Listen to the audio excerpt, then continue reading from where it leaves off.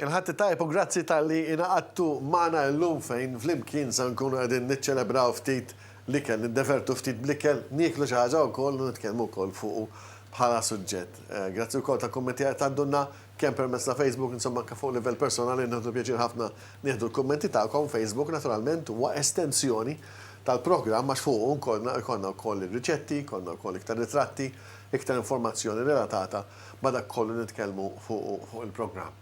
Illum miħaj għandi l-ħiram bħala xef, għakbana ħiram kassa. Illum it-tema ħanżommu għaw kol għaxanna mistiden u kol li għandu eruq u kol taljani, allura ħanżommu għaftit taljana. Uxek. U allura għadna għana għu daqxie inti biex ħatoħroċ. ċanna l-lum?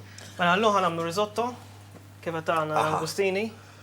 Dak għal mċal, dak għal għadon ħajin, sab sinjal tajjeb li friski, friski.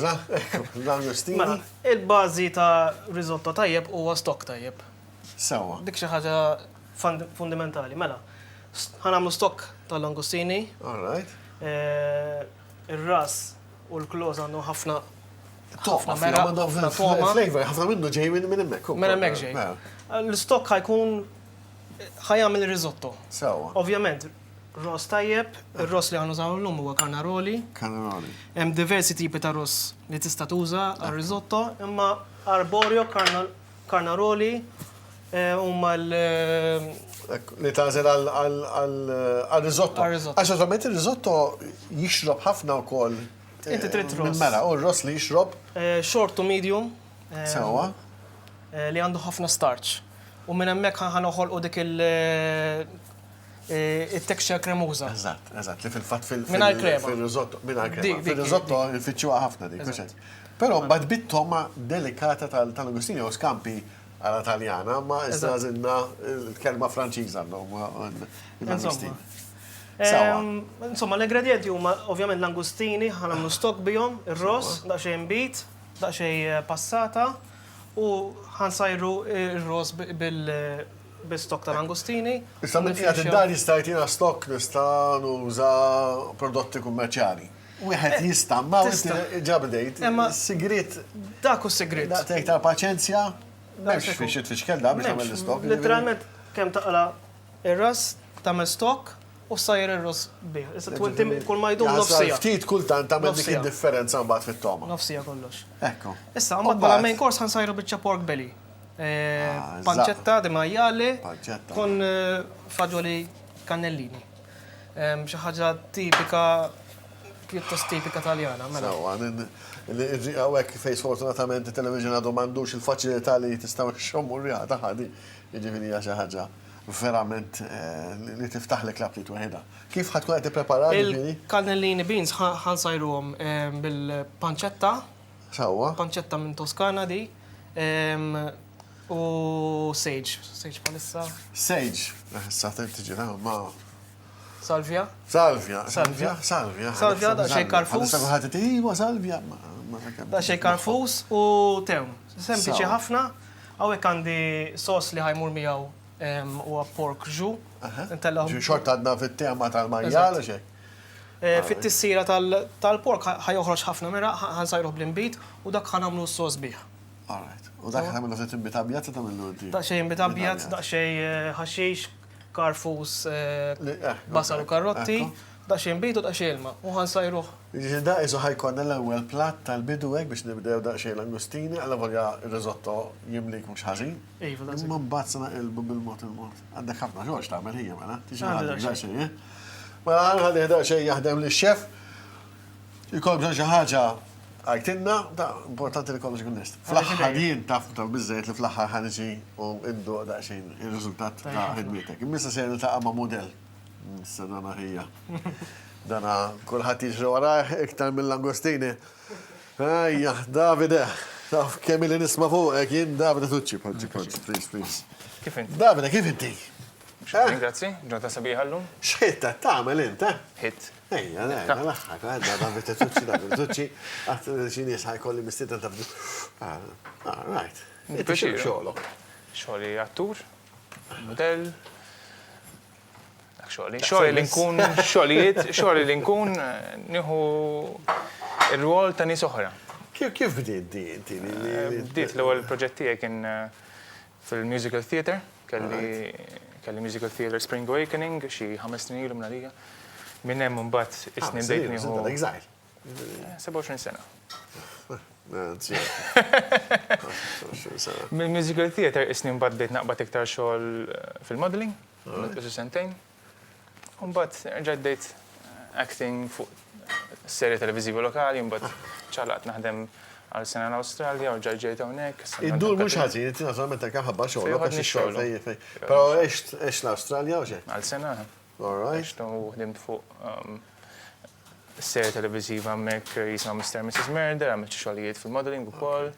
Però għandek eruq Taljani, inti mwieled l-Italja. Jiena twilet l-Italja, Sora, li qiegħda qisha bejn Ruma u Napli. Issa sija sewqan minn Ruma.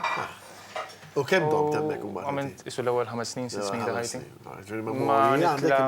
Mhux forsi tal-ikel pjuttost, le? Tal-ikel għandi ħafna xkull darba li nerġa' nitla' lura nara nanna u nannijiet u tsijiet. Li qegħdin hemmhekk. Kollha jpattu għal xhur kollha li ma nagħmilx hemmhekk. Ekku. 50 ġranet. Allora inti mela ġifieri s'issa għext, nistgħu ngħidu sewwa l-Italja u għandek l-influenzi wkoll Taljani fl-ikel għax kull meta tmur terġa' titkellem. L-influenza tal-familja Taljana ngħidilha. Inti tikber bl-influenzi tal-familja tiegħek fit-tisir. U allura jekk tikber ftit l-Italja, ftit hawn Malta u missierek kellhom l-eruq ukoll ġejjin mill-Italja wkoll. Allura tibqa' tella dawk tradizzjonijiet. Inti missejt ma' daw tliet cuisines ngħidlhom hekk, Malti, Taljan u l-Awstraljan. L-Australja ma tantx għandhom kċina tagħhom. L-Australja, speċjalment fejn kont jien Melbourne, hija multietnika, hemm ħafna. Tagħmel timxi 15 minuta fin-Nord, pereżempju, jkun hemm Little Italy u ikel Taljan biss.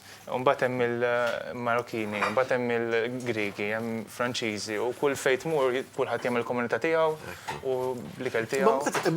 Iktar bħala stil ta' ħajja fejn tħoll l-ikel, forsi ftit differenti. Differenti għax kollox maġġel iktar għax hija. Iktar casual jidher jew le. Impressjoni, jiena qatt ma mort l-Awstralja, allura li qed ngħid hija pjuttost minn impressjoni li wieħed jieħu li hemm forsi jieħdu aktar. Melbourne fejn kont jien hija verżjoni vera Ewropea tal-Awstralja. Jekk tmur Sydney mbagħad hija iktar tista' tqabbilha ma' Los Angeles, ma' l-Amerika. Melbourne minħabba l-komunitajiet li hemm Griegi, Taljani, Franċiżi, żammet naqra feeling Ewropew, allura issib dawk ir-restaurants fejn jagħmlu affarijiet kif suppost, bil-mod. Imma ħafna drabi fiċ-ċentru speċjalment ikollok pereżempju sushi places fejn taqbad tiġi roll, tixiro, jinkella ġilat jew Indian fit-tazza jew noodles fit-tazza kollox to go. Mentri mbagħad l-Italja iktar viċin lejn Napli jew iktar fin-nofs. L-influenza iktar għax Napli għandhom tradizzjoni. Fil-lingwa għandna ħarira iktar influenza minn Napli milli minn Ruma għax naġlu naqra fid-dialett. Imma l-ikel tista' tgħid ħadna mit-tnejn għax nagħmlu sija il-panċetta, il-salzett bin-naqra spinaċi, il-ħobs tajjeb, il-pizza tajba mbagħad minn Napli. Għandna qsu blend differenti minn Napli u Ruma ġifieri. Inti u l-ikel? Jiena u l-ikel. L-itwal relazzjoni kelli f'ħajti. L-itwal.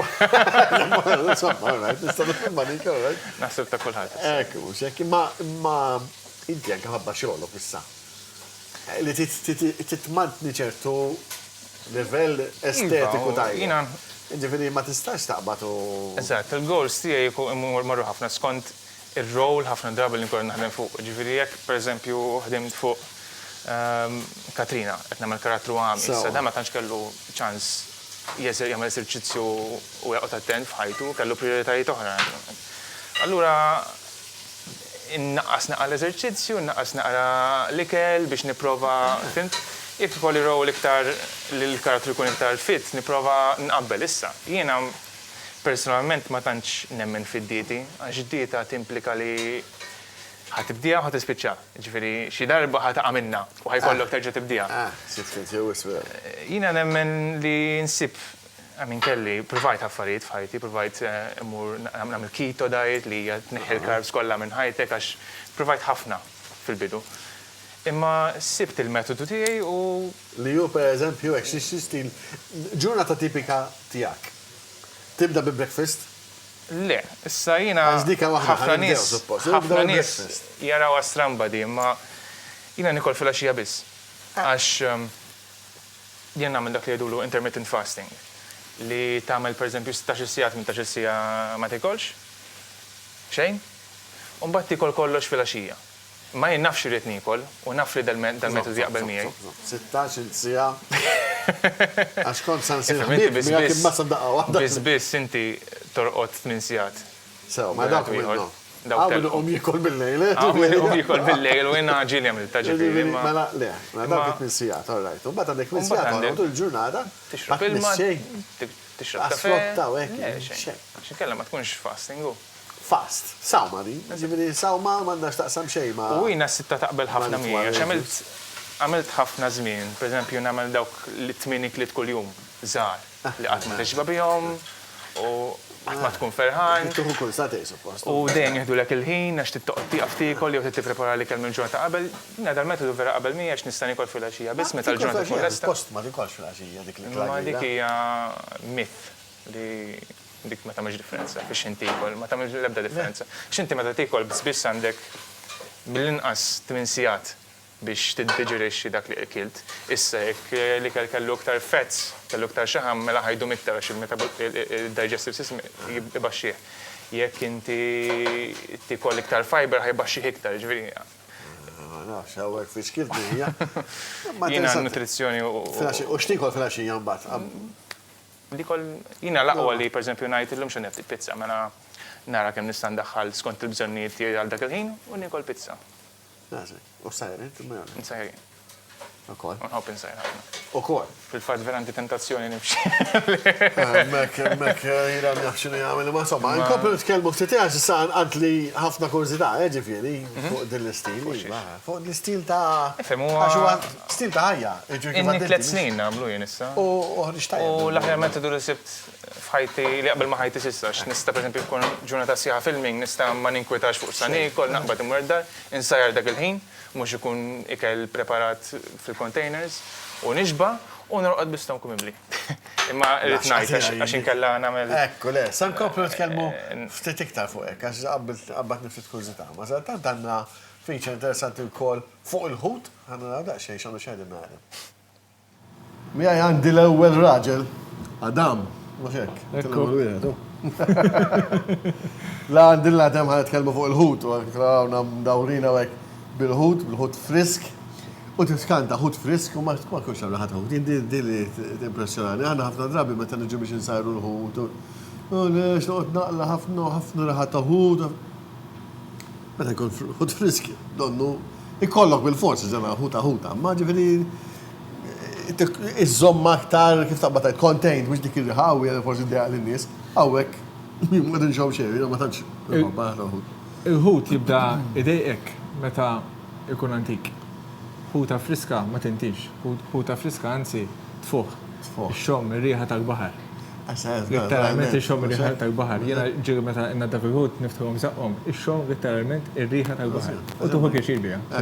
Appuntu, għandha tkun xi ħaġa friska. U hekk tkellmu fuq il-klamari. Klamari. Da klamari, da bħala annimal hekk partikolari ħafna. Klamar huwa interessanti ħafna. Nara, Dan huwa klamar frisk ta' Malta. Klamar frisk ta' Malta.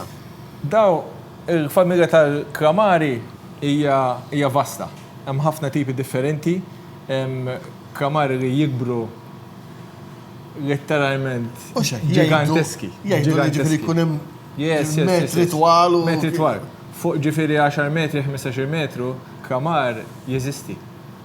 Perikoluża ħafna għal-ħares ikunu qegħdin hawnhekk, ġifieri.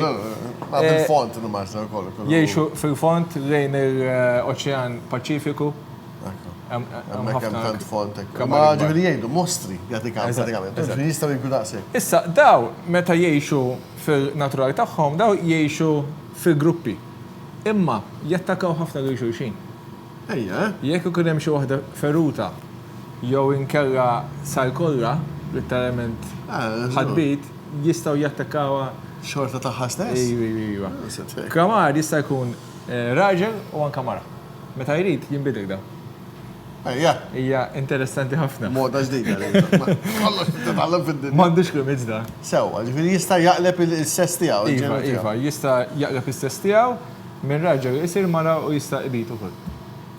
Hija interessanti. Meta ikun hemm pereżempju par, wieħed qiegħed raġel wieħed mara jistgħu jibqgħu kif huma. Jekk hemm ħafna irġiel, jista' wieħed minnhom jaqleb mara biex ikollu natura hija inkredibbli. Dan huwa wkoll annimali li meta taraħ fin-natura tiegħu il-kuluri kif ibiddilhom hija xi ħaġa li quddiem għajnejk tara hija xi ħaġa tal-meravilja. Eċċellenti. Il-kuluri tiegħu jinbidlu meta jkunu fuq l-art ukoll anke sempliċement misshom jibqgħu jinbidlu. Ekku. Once kif misshom ma ssirx jibjadu mill-ewwel imbagħad. Mbagħad. Għax tihom xokk Ekku. termiku ta' sirġ u temperatura tibdel mill-ewwel u huma literalment jibjadu. Issa hawnhekk għandek ta' minn nofsu magħmul minn rasu u tentakoli tiegħu u xejn. Eżatt. Dawn ma nikluhomx. Nikluhom ta' Ukoll? żgur. Mela, ħanfehmek x'jagħmel dan eżatt. Dawn it-tnejn qegħdin hawnhekk biex jikkaċċa ħut ieħor. Ġifri dan u jiġbidhom, jaqbadhom u jitfaħħom. Jkunu jisom kebbin ġo fiħu joħroġhom hekk Jisparhom, jisparhom. Jaqbad il-ħut iż-żgħar jew kalamari iktar ikunu iżgħar, jiġbidhom għal ġoħru, jiekol u ġieli infatti jiena sibt ħut ġewwa li jkun ikbar minnu. ħuta ġo fih. Ħuta ġo fih. Xejn, tax. Ikolla id-demp literalment jirix minn hawnhekk. Hija ħaġa. Għajnejk ikbar minn zaqqek. Eżatt. Insomma. Bħal il-kolra. Not tal-miegħu tista' tibda tajjeb tamar mill-logħdi. Interessanti, imma nistgħu nsajruhom daw tentakoli ġifieri. Għax jiena naf dil-biċċa jisu li nsajru. Daw anzi huma fondamentali li nsajruhom, speċjalment meta aħna nimrow il-kramari. Il-famuża riċetta kramari mimrin. Daw natfuhom l-għajnejn, natfuhom il-ħar, daw inqattawhom, insajruhom apparti u nimrawhom fit-taħlita. Meta timrawhom fit-taħlita, timra il-kramar bih. Hawnhekk għandek ħafna toma. Fil-baħar ma tarmi xejn, jittika kollox. Kollox jittika. Issa klamar ukoll titkun tabda xi tagħmel immaġna li għax għandek it-tendenza li jista' jiġik ftit jekk isajru wisq. Eżatt. Nitkellmu dejjem hekk fuq il-ħut qatt ma tissajruhom wisq, imma jiġik daqsxejn Ibes, allora tittoħ attent ħafna. Mara, hemm żewġ affarijiet li jridu noqogħdu attenti. Kramar jew isajru ftit, jew anke isajru ħafna. Jekk isajru fit-triq tan-nofs, ħajjiġi gommus ħafna. Ġifieri l-aħjar literalment da pereżempju jekk ħatamlu f'ilma kemm tniżżel 30 sekonda u ttella. Daqshekk fil-misħun? Fil-misħun, biżejjed. Jekk ħatamlu stuffat għandu bżonn 25-30 minuta. Imma jekk inti ħataqliħ pereżempju jew ħatitfgħu f'ilma għal 5 minuti, 8 minuti, ħajjigomagħek. Irvinajtu. Sewa, mela jew ftit. Jew ftit, jew inkella għal. Iġi kważi ngħid, 30 sekonda fil-misħun. Mill-ewwel isir, għax għandu xogħol m'għandu xejn, u hawnhekk għandu letteralment pinna. Infatti aħna ngħidulha l-pinna tal-kramar. Għax tkun isa pinna. Eżatt, dik interessanti, dik trasparenti tkun. Trasparenti, eżatt. Dik isa sinsla ta' dar ukoll. Żgur. Jista' jissajra b'ħafna modi, tista' tagħmlu stuffat, tista' tagħmlu nej ukoll kemm tqattaw fin.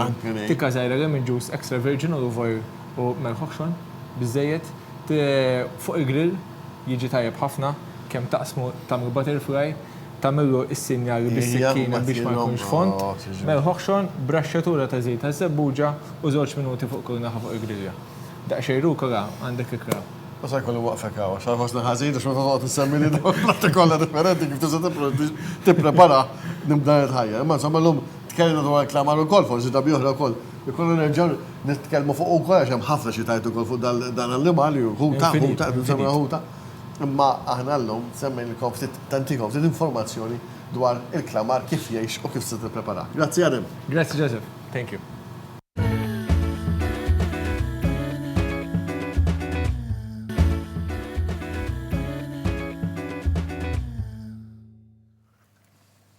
Ħana daqsxejn fiex ħaddin fil-kċina, rajtek tagħmel ħafna affarijiet sa tant inti taħdem fuq ir-ross hawn. Il-pork belly għaddej.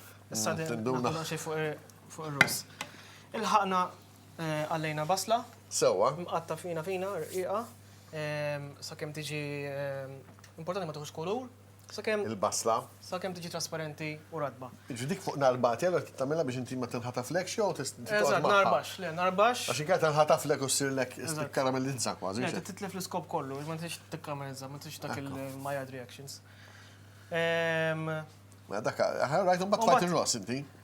Tfajna r-ross u ħanamlu dak li jgħidulu tostatura. Alright. Ħansaħnu ir-ross ħalli l-istarċ ikun jista' joħroġ tajjeb. Sawa wis. U dak huwa step importanti. U sinjal li tkun saret di, Sinjal li ħatinduna. li r-ross li jkun sar, mill-kulur jisir trasparenti. U meta tħossu r-ross li jkun temperatura warm, fitel. Alright. Umbat nitfaw l-imbit, xin namlu tostatura. Sawa, Sawa, li kellek issu ta' zambita. Umbat, kif tara l-istok tal-angustini għaddej, u nibdew nżiduħ biex nsajru il-ross. Sawa, ġifieri għawek kol mandek, allora il-ross fl-istok għadu fuq il-nar bħalissa u lajtun fuq il-nar? Għadu fuq nar bax issa. Narbax, u għet istenna l-istok jisir, l-istok li inti ġajt insistejtu kol, li għanon l-istok għanu saw. Namlu ħana kemm Sew, sa' ma fiex. Forse dik paċenzja. Nofsija xogħol, għax inti għandek l-rjusa din hemmhekk, xura din hemmhekk might as well inti tutilizzhom u tagħmel xi ħaġa. Mbagħad titfallu cube, mbagħad isek jew mhux hekk isek Mhux dan. hekk jekk ħad titfa' cube ħatwaqqa. Mhux hekk. Allura la ħatuża ingredienti friski bħal dawn nibqgħu konsistenti wkoll fil-qbija tal-ingredienti. Issa nixtieq ngħid ukoll li minflok l-angustin nistgħu nużaw ukoll il-gambli. Il-gambli U jekk Maltin. nużaw il-gambli ta' Malta. Il-gambli ta' Malta, hija dawk. L-istess riċetta eżatt.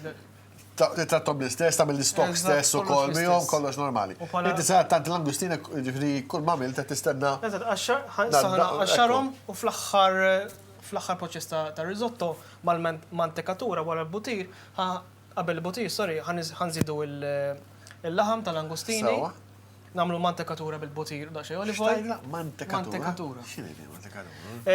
L-aħħar proċess ta' risotto, meta ħanżidu il-butir, il-fets. U dak ħajja Kompli għat ukoll il-texture xek. Umbat juħorġu it-tomit ukoll mill-angustina li huma nejjin u xek. U jisiru ukoll bil-ftit sħana li jkun baqa ftit sħana fl-aħħar literalment. Għadak ma jgħidux ħafna sajran. U biex nejnu daqsxejn lumi wkoll biex nejnu iktar l-aġidità. Umbat hawnhekk għandek il-faġoli u xek. Il-faġoli, kannellini, għaddejjin bil-mod. Dak importanti inxarbuhom 24 hours ġurnata. Ħalli jassorbi ilma, u mbagħad fuq in-nar jieħu isu 3 kwarti sija ħin. Sajran. U l-istess bi-stok miegħu u dak ħajkun isu l-kontorn, u xek qed tifhemina. Eżatt. U l-paġġetta bżalli għalija. Dina nista' nħodlu biċċa minna, ġidin li baqa' minna. Da xejn xaħmija veru ma' toma tagħha di. Dik hija Ija, fidejk, da waqt nġimijak, jħanna daqxie ma fiskun wasat, għamu nitaqa ma l-ħbib tijaj. U għek għandin il-Lejla. I'm not going to shake her hand, Lejla, if you don't mind, because it's sticky with pancetta. That's okay. But I will have one of your mushrooms. Thank you very much. These mushrooms which you brought with us, with you today, which I can eat. So you know what mushrooms are, Mortis? No, I don't. But he does. Yeah? Il-faqqiħ. There you go. Faqih. Okay. Which is weird because it means the exploding thing sort of thing, right? Well, there seems to be some link to that, yeah, but I'm not quite sure. Maybe they explode from the ground, that's why? Mushroom. They do mushroom, so there you go. We're going to be talking with you now about Italy. Yes. Taking, of course, the idea from Davide, who's got his Italian roots, and Hiram, who's preparing something which is also has Italian roots. Now, there could be a bit of a misconception when you look at Italian food, which is so full of flavor, that we might say, okay, it is full of flavor, but is it healthy enough? Because sometimes, again, there could be a misconception that the more flavors in the food, the less healthy it is, or vice versa. And I know David has been shaking his head to that. Is this true? Is there any truth in this? A healthy eating is when people think that it's boring and tasteless, and unfortunately, this name sort of comes with this idea, as you said, this preconception that it's, boring and we have to add things that make food actually more unhealthy, even though people think it has more flavor. It couldn't be further from the truth. Healthy eating can be absolutely delicious, and the Italians are a great example of this. They are. There's also this misconception that they eat pizza every day and that they have big portions of pasta all the time, when actually they follow a very healthy Mediterranean diet, which varies from country to country in Europe. But the Italians are one of the healthiest nations, and they have been for a very long time. Are you serious? Yes, I mean, obviously, statistics are changing throughout the years and obesity is increasing and diabetes, but the Italians have been known to have one of the lowest rates of obesity because of their healthy lifestyle. I see. Okay, so much for this notion, which was a completely wrong one, but there you go. So when you say Italians, are you talking of families, normal families, or are you talking of people who are taking maybe a little bit this food business a bit more seriously? Because again, there are people who really are into their foods, other people just cook whatever comes along or whatever they like, and without really paying much attention to any form of balance. It's very much, the culture as a whole, especially the old traditions and the older generations that pass it down. They'll have lots of vegetables, fruits, olive oil, nuts and seeds, fish. Meat is a celebratory item. It's not something that you eat constantly all the time. Food at all, is it? They prepare just wonderful things like the aubergine drizzled with oil and their lovely tomatoes. Pasta is 80 to 100 grams. It's a small portion, and if they're still hungry, they might have something like a salad 80 to 100 grams of pasta. The average person might tell you that, if they have a small portion of pasta or they have pasta, they're not going to have big meals following that necessarily all the time. Yeah, but why does pasta come in 200 or 500 grams? When you buy it. It's all about portion control and portion balance. control. Just get rid of the whole packet and then chuck the rest away, no? You could do that. Yeah. The thing. So, but how you, David, we're switching to English now because we're talking to Leila as well. And we can speak English or Italian. So, do you never eat any fast food, a burger? Or I do eat fast food and burgers. And? If I feel like a burger, I usually make it myself. And if I have time, I'll prepare, including the bun as well. What? Or replace the bun with a sweet potato maybe, or an aubergine, but I love to hear this. I love to hear this because this is where my passion lies, and it's so good Are you serious? Because this guy's a charmer, so No. he knows exactly what. No, but he knows what he's he doing needs to with say. food, though. Because when someone tells Listen you to me, that they have you make ever their own tried- bun, Have you ever tried baking a sweet potato and then using it instead of the bun? It tastes 100 times better. exactly, or a big portobello mushroom.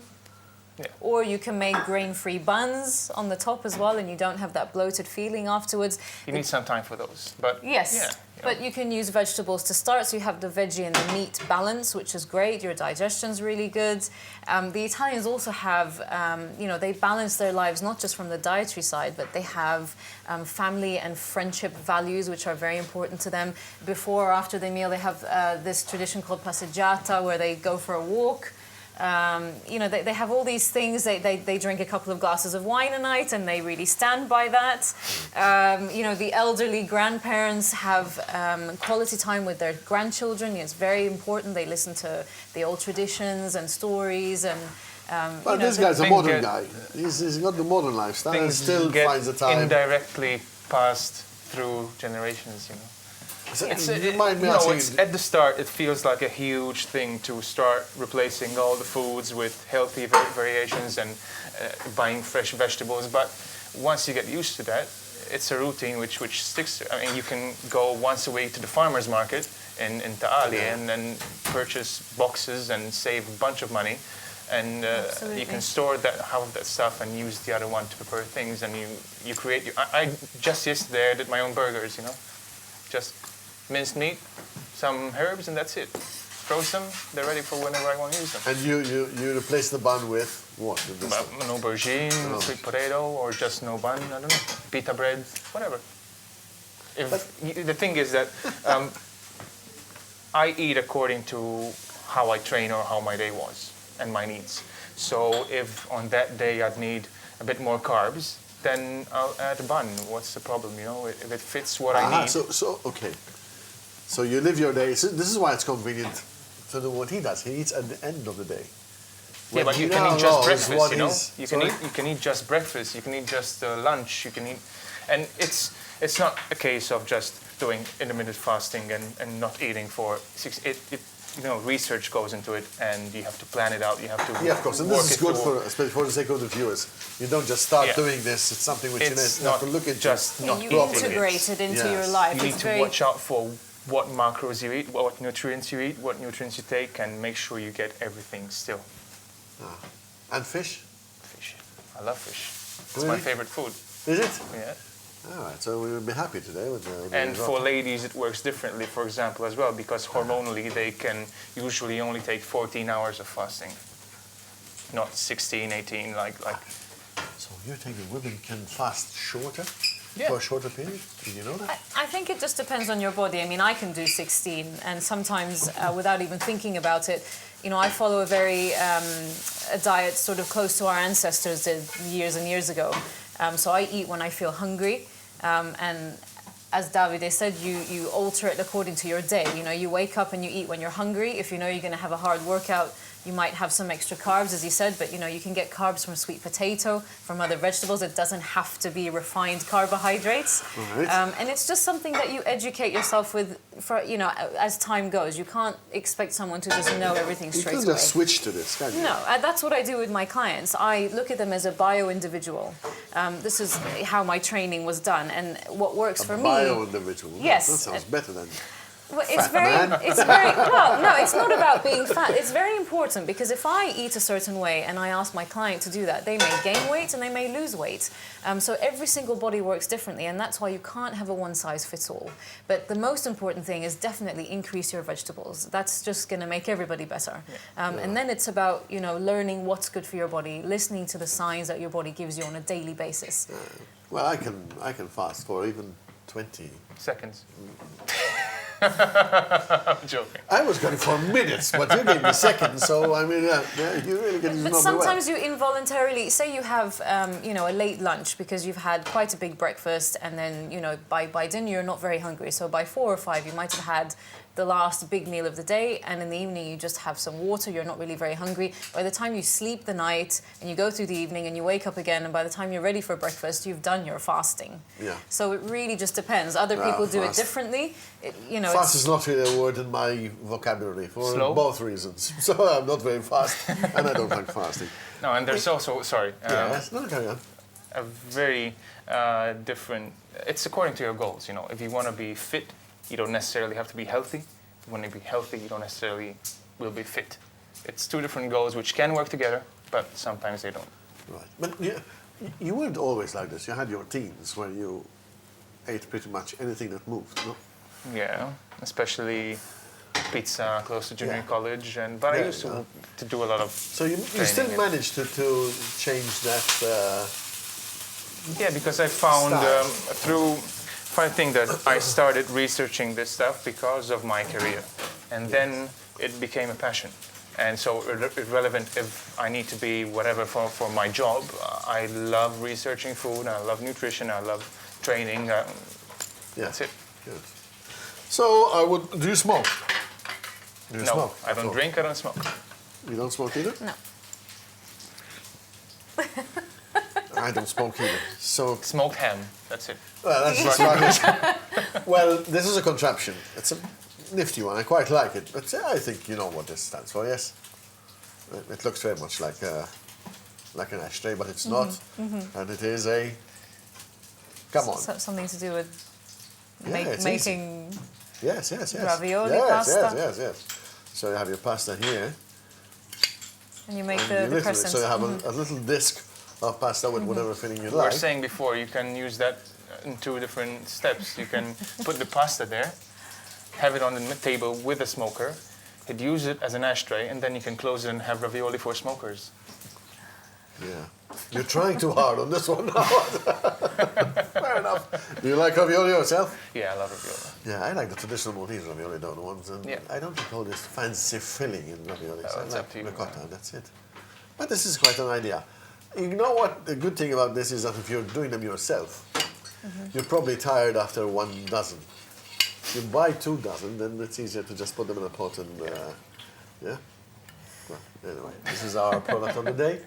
It's a long argument to get into about homemade or buying. Yes, but I think the issue is very much on portions, and I think that is one very big challenge. It's portions and this nibbling. You see what I've been doing? I've been nibbling at the pancetta, nibbling at the mushrooms.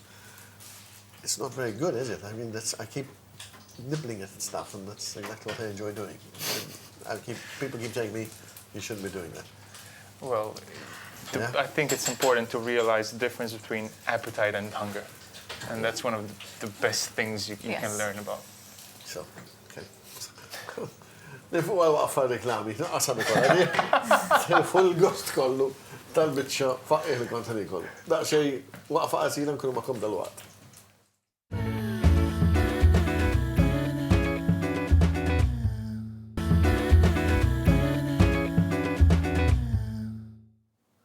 Konna titkellmu ma' Lejla aktar qabel naturalment fuq l-Italja u fuq l-istil ta' ikel, anke l-istil ta' ikel bilanċjat, u nkomplu tkellmu ftit iktar li nifmuħja kif forsi aħna nistgħu nadottaw ukoll xi ftit minn dawn prattiċi li jistgħu jgħinuna nżommu ftit saħħa u anke naturalment nżommu daqsxejn iktar żnelli. Lejla, we're talking about Italy, right? And so it didn't come as a surprise that they have this element of balance, but I would have expected them to be bigger sinners when it comes to food consumption, and you seem to have other ideas.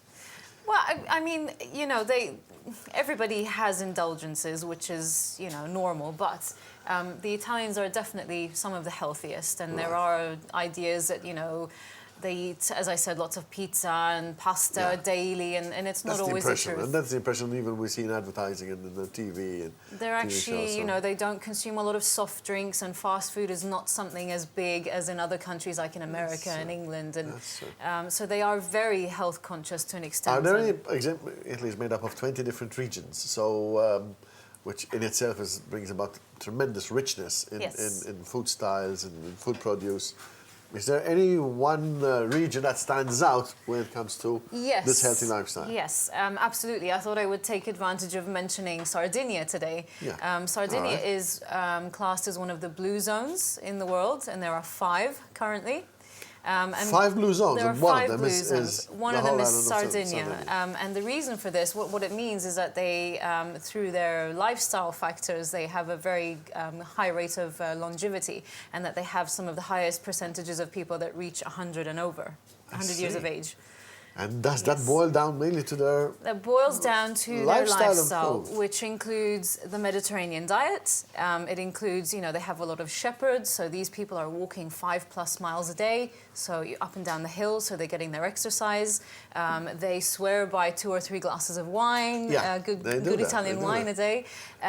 Olive oil, you know, good, healthy oil to use compared to other options, obviously, that are out in the market. But Sardinia specifically, has rated in this top 5, as well as Japan, Okinawa, Costa Rica. So we're out of Europe now, so... Greece is the other one, Icaria. That's the only other one in Europe. So, but Sardinia is one of the 5 for that reason. Sardinia comes up with a plethora of different food styles itself, and of wine, of course, but that's a completely different subject. We have here again an array of veggies. This could really be a typical shopping basket, if you like, if you go to one of these markets here.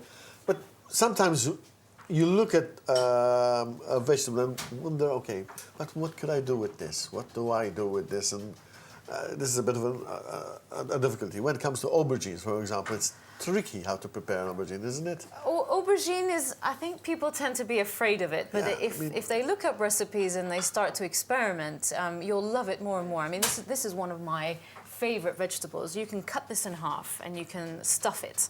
and bake it in the oven. So you remove the So soft you can inside. take out the inside and cook it with vegetables. You can add your protein, your meat. If you want chicken, you might have leftover roast chicken from the day before. You can mix that in with veggies. If you want a little bit of that really good pecorino from Sardinia, for example, they make it from sheep's milk, and there's a lot of omega-3s in that, so lots of healthy stuff for us. You can also, they do the melanzane, they do, thinly sliced grilled drizzle of olive oil.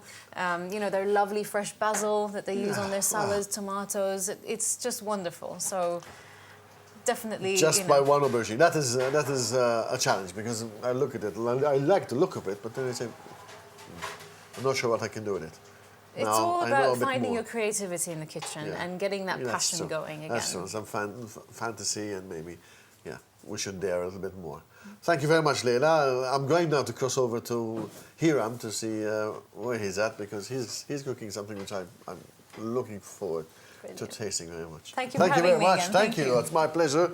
And, of course, the pleasure of our viewers to hear a different viewpoint. Ha-ha! Mela. Għawek lesti. Kważi. Kważi. Nistan provada xejn. Tista ma għadna ma. Għadu mux lest? Mantekatura kif għatlek? Il-montekatura. Daċċej lumi, daċċej final touches. ħaddum ħafna, biex tamela dik. Daħħal final touches. Għax dak kif għadna raħek jien, net jgħid li, hekk jaġus, daqqa ta' forketta. Mela. Daħħal ftit stop. Ftit, all right. U diġġejtu biex. U għek għenna u kolli l-kulur, ħal-kulur, seta l-Agustini, kiku użajna stok, anka kiku għarajt. Għandu daqxej ta' dam biex nkun. All right, biex jgħinu kolli. Għandu daqxej, ma Iva, il-kulur ħadu Iva. Xaħat fuħaw. Nibdew nitlek. Għandek naħseb emmek, għandek ħallejt xaħġa warajk jen. Nafna katrina, minti. Jek trid iddu. Għax ħanqot mistenda l-Montekodura, issa hija. Kun jaħraq data. Issa t-tadam, ġivini għattamel inti? Le da, tu xorta pati mill-istok. Saw, mux skużi, mux t-tadam il-butir. Għax issa għasat il-konċetra. Għamu għandin nżidu l-lingostini. Daqxej butir. U l-Agustini għet isiru issa b'dik is-sħana stess li jem Eżatt. fil-rofsa stess, u nħollu l-butir li naturalment zafejt ħol texture. Ma kważi sanni kif doqtu, kważi anka għaddi minna għadine. Iva, ma ta' fint. Daqxej butir. Dejjem jaqgħad il-butir insomma. Daqxej butir Imma. ħaj komplet id-dix tajjeb ħafna. All right. U sa' tant għanna u koll l-Agustini jemmek il-laħam taħħa illi bil-mot qed isir kemm ftit li għandhom bżonn. Mela kif nafu. Ma mhux ħafna bżonn. Xidrilek allura Davide? Ntfajtaw jien. Inti lesti dera. Relax. Di l-appetizer. Nek, il-paġġetta ntfajt. Fejte fawni. All right, mżax. Interessajti, ta' dik li għad fuq il-burger, taf li għad naħseb fuq għamma. Mux tiprova? Għax veru, għax kun jgħasib Jiena personalment. Tipprovadi. Nħu pjaċir ħafna zaħjar, u nivvinta l-affarijiet, allura namelhom. Imma ħanajlek, jirti kollok ftit, ħila naturali. Ġifiri tiġi xtajli, jina ġifiri. Imma tħu pjaċir, jina li kellna raħ bħala arti u koll, ġifiri tkun kreativ, kullħat jagħmlu differenti, kullħat għandu gosti differenti. Jina nħu pjaċir nżajjar ħafna. Imma mbagħad insib li jekk inti kollok ħbieb ġejn id-dar. Issa dat forsi tkun taf minn huma tadattali jom jew tajtina hekk ħani kollu u ħani klubija. Le, nadattali jom għax nħobb insajjar, allura nivvinta skużi biex insajjar iktar. Jekk naf li għandi tnejn minn sħabi gluten intolerant jew nagħmel għalihom. Anzi sfida. Tajt minn dawk nagħmel hekk u pija. U ma kavallu battalja għandek hekk jekk inti ġaħt id-dar. Jien ninsib fil-ċina. Ija, ma xif fil-ċina, inti tkun xtajtu. Ma nixtri minn kollox. Allura li kolli aptit għajt l-lum għandi aptit tiġiċ bil-ġabon ġewwa. Fimta l-għala, bad namlu nisib il-ġabon, jek ma kollix immur nixtri. Issek mux għattemmen. Le, nemnek, ma fimni, ġifiri, Italjani mux kollox nafdom, imma f'din bieċa nafdaka. Ma bħatili bil-posta. Tħobbu l-futbol jen. Inni ma nsegwi, ma l-Milan nżom. Fimni. Asna fl-ma situazzjoni għedin issa. Tifem, ġifiri, insijom, sma minni, insijom issa. Tajt. Le, ma nasijom xna. Għoħx għalik li għafu Italjani, ta' ma jgħam maruf illi mumiex eżatt. Xinu? La taljana, kena diku. Fimtek. All right, għawek għanna l-Angustini. Għalfejt fajtu għamil flat imma. Għalija. Jenek għaluri. Fajtu daqxie il-bot. Jien niftakarni il-beans, il-fazola, kienet s-sajari li nanti l-Italja, ġo vazun tal-fuħar zaħir, ġo l-fireplace. U għatma doqti tijab. Il-portion tijak dak, bissi. Portion zaħira. Xilda għana ta' maħħana. Ġo l-fireplace. Ġo clay pot tal-fuħar, ġo l-fireplace. U għek faġoli, bissek, weħedom jow. Bil-ilma taħħom u bil- Issa soppa tal-faġoli. Bil-celery, siaw. Jena ħan iprofa, imma għalene, miski għaxan il-mistieden. ħaqqo jiprofa u l-ewel. U le, kul. Mux tamel, mux issa nasti dindik hija. Bħal-ġdjani, Għagħu forketta. Sewa. Issa għenti bħalissa dej bil-wahda minn daw il-fast, imma ġifiri ħal telfuk, tifkas toqgħodx titrova xejn, ta' Mux strikt. le, ma jek forsi ma Nesta serviċin jien u ressa għal-plat li. Le, għamil li trid, ma jekk intelfek issa, u ma taf il-kast mis xej, ta' Tridu, tidu Le, fimni, minn bicċa tijak dik paħazla personali, ma nġin kun kaġunijin, tifem un battaj. Għandu, nkessu naqra. Ibberdu ftit, ta' ma risotto inti? Vera tajja, prosit. Biex tamlu. Ħanċabċab. ċabċib. Nħob namlu ħafna bil-ħut, jien ukoll. All right. Ġiri nżid naqra kalamari, Seafood. fungi u porċini nżid ukoll. Naqra tal-tufu, tra. Mela għek għanna il-plat naqaw xanna. Prosit. Kifadna panċetta, All right. xie savoy cabbage, cannellini beans, u Ok. l-pork belly issa. Il-pork belly. Tiġobni x-xogħol. Inti joġobni x-xogħol. Scusi. Illa tajjat li dik il-pork belly. Nismaħħa minn kull imkien. Għax dik titkellem, ta' ma tkunx ta' Xumma. Li tajjat li. Porkis U titkellem. l-unika wahda, skużi, Porkis il-lingwa tagħha. l-unika wahda ta' fismi sew dik. Perfett tajdu.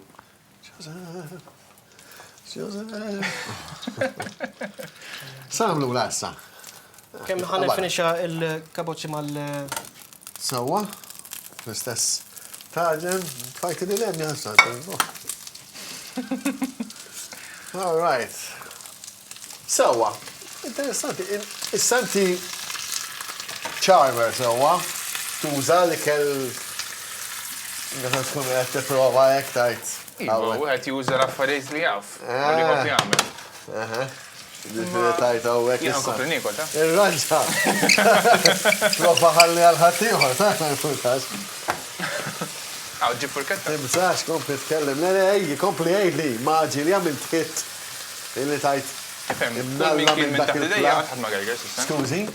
Kull min kien minn taħt idejja għatħat ma' gerger. Sewa. Sissa. Sissa. Issa nistaw nifhmuha bil-fatt li kull min kien minn taħt idejja mex biex jgħid li kien ħażin. Nassumu li ħarġu tajjeb. Imma ġifiri, inti kollok xaħat li t-impressjona. All right? Sajjer, ikla sabiħu.